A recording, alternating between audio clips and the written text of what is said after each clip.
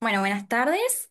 Me llamo Luciana Fliegler y voy a dar mi primer Ateneo que se titula Preanalítica del examen de orina completa,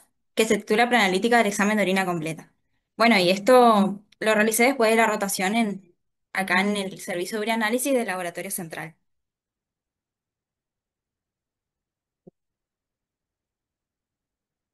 Bueno, ¿cuáles son los objetivos de este Ateneo? Conocer las primeras recomendaciones sobre la etapa preanalítica del examen de orina completa según la Fundación Bioquímica Argentina, que bueno, que este año sacó un artículo en donde plantea todas las recomendaciones para que puedan adherirse todos los laboratorios de Argentina. También divulgar información de actualidad sobre el consenso para el análisis de orina completa en el laboratorio clínico. Comprender la importancia de la estandarización de la etapa preanalítica en el examen de orina completa y entender razones por las cuales se deben adoptar dichas recomendaciones y procedimientos. Bueno, primero que nada, definir qué es el examen de orina completa. Bueno, el CLSI define al análisis de orina completa como la prueba con los procedimientos realizados en general de una manera rápida, flexible, exacta, segura y rentable. ¿Cuál es su importancia? Bueno, es una muestra de fácil acceso y recolección, ayuda al diagnóstico de la enfermedad y el cribado de poblaciones asintomáticas para trastornos no detectados y bueno, nos sirve también para el seguimiento de la enfermedad y la eficacia del tratamiento. Bueno, es una herramienta fundamental para evaluar la estructura y función del riñón y del tracto urinario, permitiendo identificar enfermedades y orientar su pronóstico. Sin embargo, su validez depende de una correcta fase preanalítica. Bueno, ahora eso lo leí porque, bueno, es importante decirlo bien cómo está, pero bueno, esta guía sale porque justamente lo que se observaba es que en los laboratorios de Argentina hacía falta ciertos criterios o recomendaciones sobre la fase preanalítica que esté comunificado para todos los laboratorios y de esta manera poder compararlos. Entonces, he aquí la importancia de conocer sus distintas recomendaciones. Entonces, también tener en cuenta que la fase preanalítica es donde se producen la mayor cantidad de los errores, el mayor porcentaje, y que bueno, como es una muestra que la toma el paciente desde su casa, nosotros muchas veces no tenemos control sobre cómo se toma, pero sí podemos orientarlos bien a tomar la muestra, porque los errores que se cometen en esa fase, muy difícilmente nosotros podamos reconocerlos una vez que estamos realizando el análisis. Entonces, es súper importante hacer énfasis en esta etapa. Entonces, bueno, errores en indicaciones incorrectas, recolección inadecuada, falta de homogeneización o mala conservación, por ejemplo, entre otros, va a afectar, o sea, va a llevar a un informe incorrecto y esto afecta a a la salud del paciente. Bueno, acá tenemos la tapa de la guía y bueno, como ya mencioné, el objetivo de esta guía es establecer un conjunto de recomendaciones que están basadas en guías y consensos internacionales para optimizar la fase preanalítica del análisis de orina completa, reduciendo errores y mejorando la calidad y comparabilidad de los resultados entre laboratorios de Argentina. Cuando habla de guías y consensos internacionales, son por ejemplo la guía europea, la guía japonesa, también el CLSI, que bueno, que están mencionados todos en la bibliografía de la guía. Me fui para atrás. Bueno, vamos a empezar a hablar del examen de orina completa. Ya mencioné que optimizar esta fase es esencial para minimizar los errores y mejorar la calidad de los resultados. Bueno, dentro de los aspectos que se abordan tenemos preparación del paciente, indicaciones al paciente y tipo de muestras, tipos de contenedores, transporte, conservación y gestión de calidad. Estos son los aspectos que se abarcan en esta guía. Pero también agregué otro ítem más que es preparación de muestras y centrifugación a pedido de todos los chicos para entre nosotros también saber cómo se debe procesar la muestra. Primero, preparación del paciente. Bueno, el paciente tiene que ser adecuadamente informado y consciente de que es responsable de su resultado. O sea, él tiene que saber que si toma mal la muestra, su resultado no va a ser el adecuado.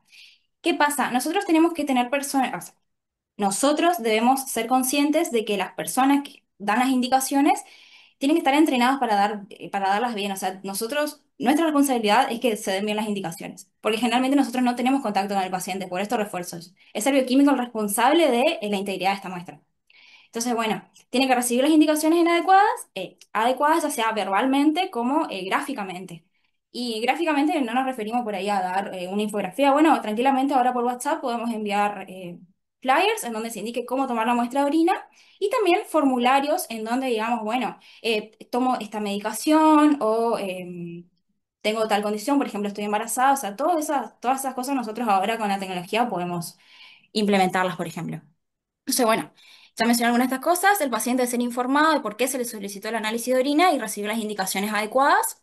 El personal debe estar entrenado para dar las indicaciones. Las instrucciones deben combinarse para poder realizar los distintos análisis solicitados, por ejemplo, en el caso de que tengamos muestra de orina de 24 horas, además, o urocultivo. Y bueno, preferentemente las instrucciones deben ser orales, escritas y con ilustraciones si es posible.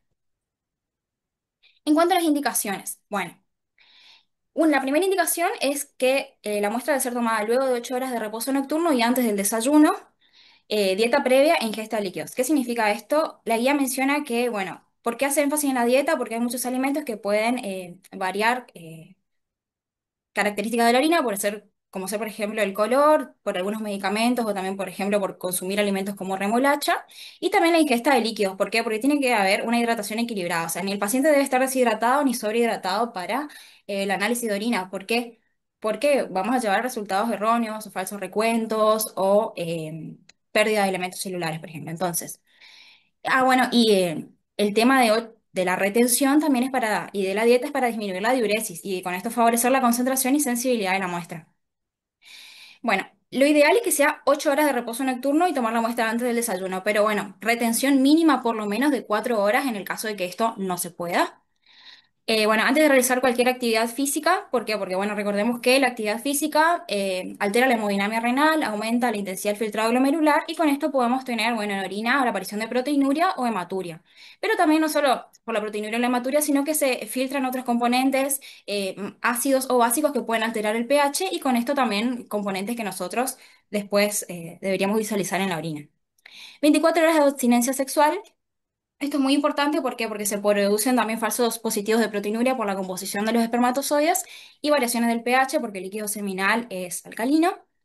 Bueno, previa higiene de genitales antes de la toma de muestra. Esta es una de las cosas que cambió con respecto a guías anteriores. ¿Por qué? Porque antes se decía que había que higienizarse con agua y jabón y no, ahora solamente se higieniza bien con agua. Esto reduce el riesgo de contaminación.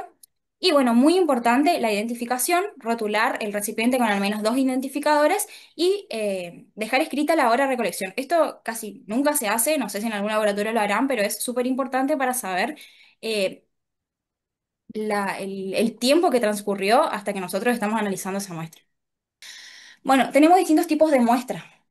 Según el tipo de recolección vamos a tener muestras al azar, que es la que generalmente se tiene en los laboratorios de urgencia. La primera orina en la mañana, que es la que vamos a utilizar en el laboratorio de orina, que es la muestra ideal.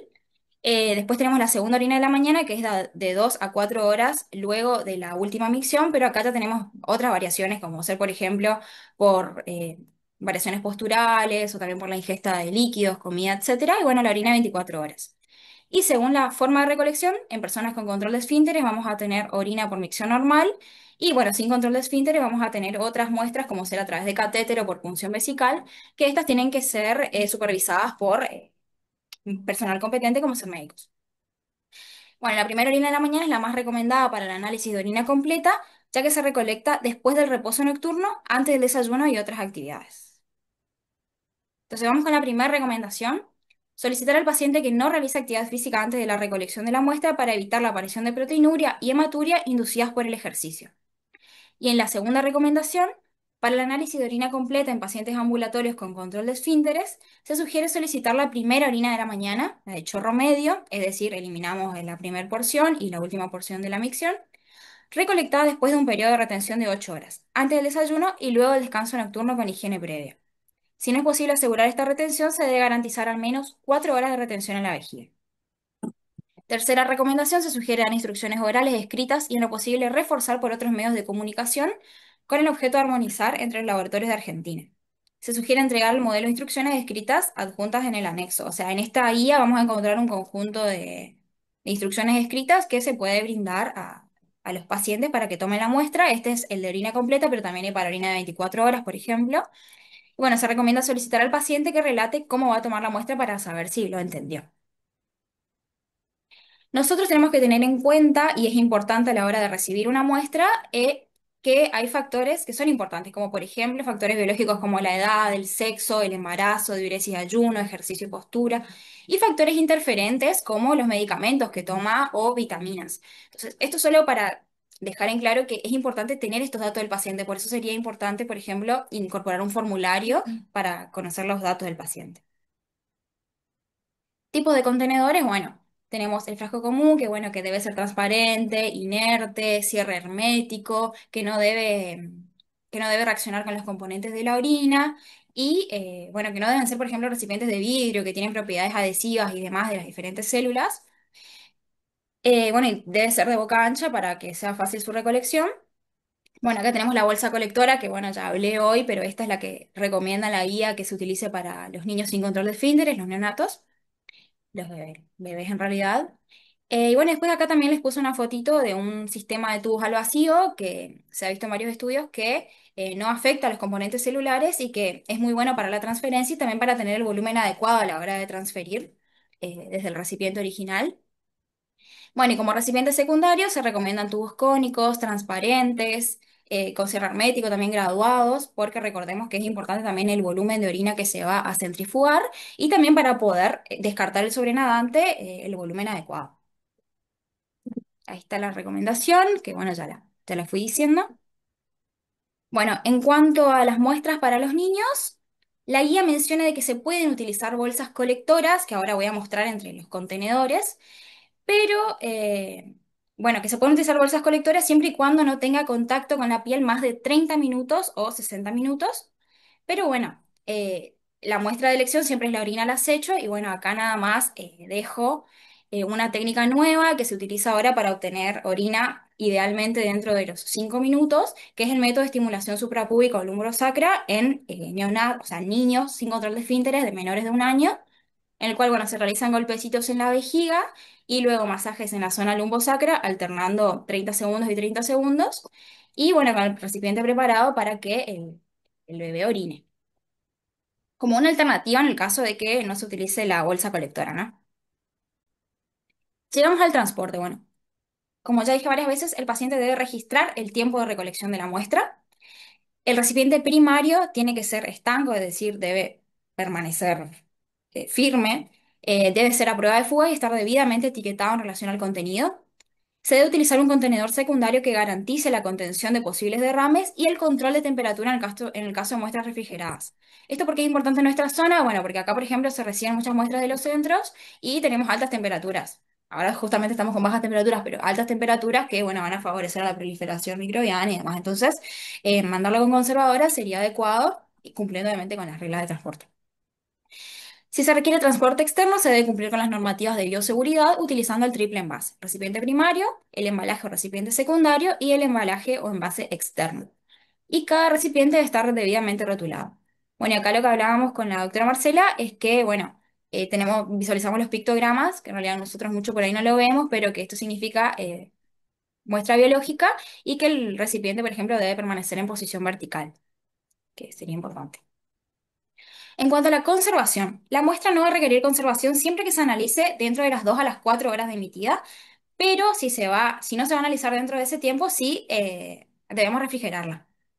Pero solo hasta un periodo de 6 horas. O sea, más de 6 horas, por más de que la hayamos puesto en la heladera, no es recomendable realizar un informe de análisis de orina, y esto lo dice explícitamente en la guía.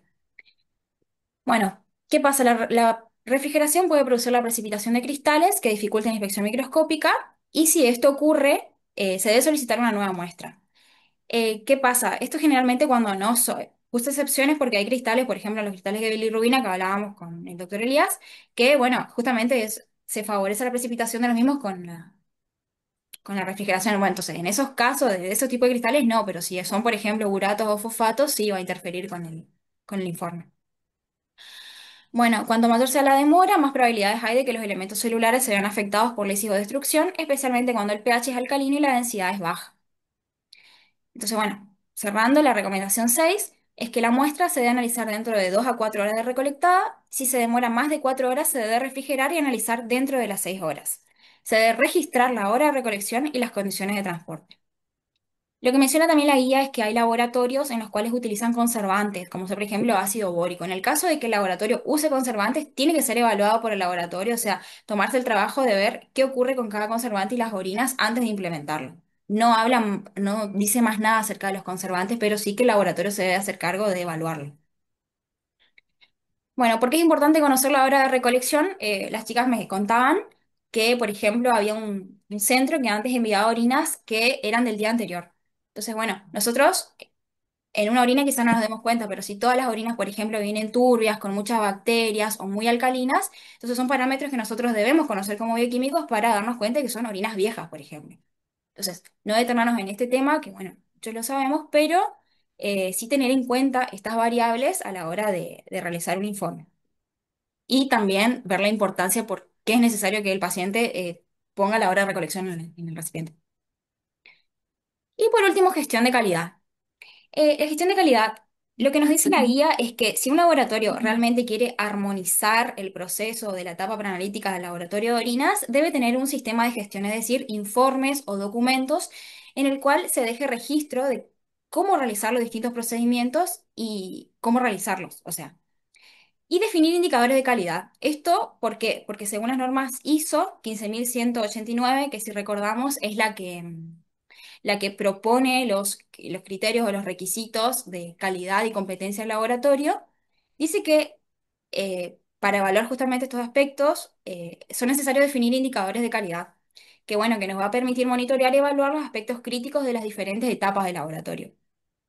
Estos indicadores de calidad no pueden ser implementados de un día para otro, bueno, sí, no. Tiene que haber un sistema de gestión de gestión de los indicadores de calidad. Es decir, establecer objetivos, metas, periodos, procedimientos y detectar las etapas críticas. Por ejemplo, bueno, cuántas muestras vienen mal identificadas y evaluamos durante 6 meses, por ejemplo. Ese sería. Pero todo tiene que estar registrado en manuales de gestión de calidad. Bueno, y acá tenemos, por ejemplo, indicadores de calidad que propone la guía, como por ejemplo para errores de identificación, como ser el número de muestras de orina completa mal identificada según el número total, esto siempre expresado en porcentajes. Bueno, y para errores de recolección, transporte y conservación, bueno, por ejemplo, el número de muestras de orina completa recogidas en un contenedor erróneo sobre el número total, o el número de muestras no almacenadas correctamente sobre el número total, o dañadas durante el transporte sobre el número total. De todo esto se debe tener un registro y una persona responsable y encargada de hacer los registros. Ah, y también tener en cuenta que se deben realizar con información que sea fácil de registrar, o sea, porque con el día a día tiene que ser algo que automáticamente, acá por ejemplo se hacen estadísticas de cuántas orinas vienen en el día y también se anotan, por ejemplo, el número de muestras de orina completa mal identificadas. Entonces, bueno, es de fácil acceso y se encuentra en una etapa crítica, justamente de la etapa planetaria. Y acá hicimos un ejemplo, bueno, de cálculo de un indicador de calidad con la estadística, donde, bueno, podemos observar acá en la imagen de arriba, donde tenemos el número total de orinas completas que ingresaron en el mes de mayo del 2025, que tenemos muestras pediátricas y muestras adultas. Y bueno, acá un ejemplo nomás de cómo deja registro en el cuaderno de las muestras que vienen mal rotuladas, en este caso, está acá abajo. Bueno, ahí se realizó el cálculo y bueno, un porcentaje de 0,2% de muestras mal identificadas. Bueno, decimos, es un porcentaje bajo, sí, pero una mala identificación de la muestra es inaceptable. Entonces, bueno, de acá a los 6 meses posteriores que quedan, esto es de un mes, pero supongamos que hacemos en 6 meses, bueno, en los 6 siguientes meses nos ponemos el objetivo de bajar a cero. Eso sería, por ejemplo, implementar un sistema de gestión. Y por último, llegamos a la última etapa, que bueno, preparación de las muestras y centrifugación.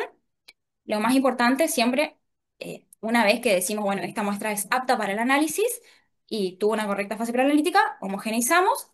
Bueno, una parte, un tubo va para el examen químico y el otro tubo vamos a cargar 10 mililitros, era acá, me olvidé de cambiarlo, perdón.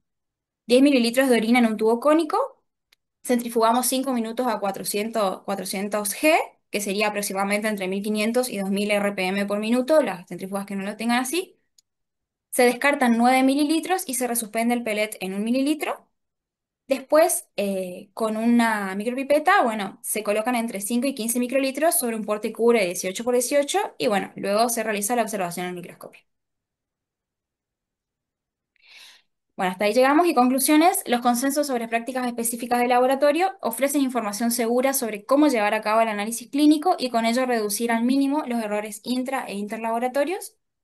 La estandarización de la etapa preanalítica en el examen de orina completa representa un desafío necesario y factible de llevar a cabo en el laboratorio clínico, con el fin último de garantizar resultados de calidad analítica que se ajusten a la condición clínica del paciente.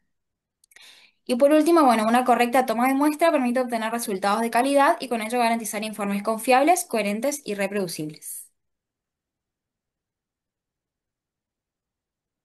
Gracias. Ahí está la bibliografía. Eso es todo.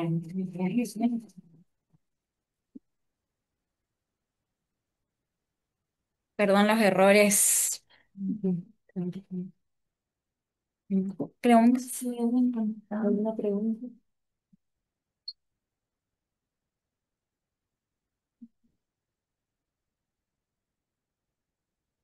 ¿Mm?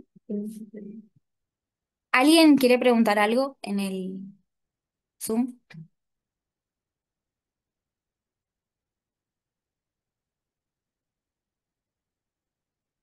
Gracias, Steffi. Gracias por escucharme.